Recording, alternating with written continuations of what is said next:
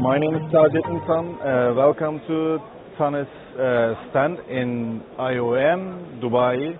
Tanis, let me talk to you about a bit Tanis. And Tanis has been in the industry since 1956. This is a third generation family company, and I'm one of the third generation that is running this company. We have been in the milling industry, as I said, since 1956, with hundreds of projects from all over the world. We start from one or two equipment to machines and complete turnkey projects, greenfield based. And speaking of the milling industry, this event, IOM Middle East and Africa, is probably the biggest event that happens in Africa and Middle East, apparently.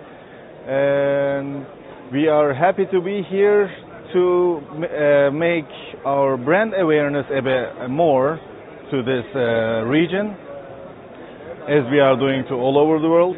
This exhibition is being great so far, and I hope to have more people for tomorrow, definitely.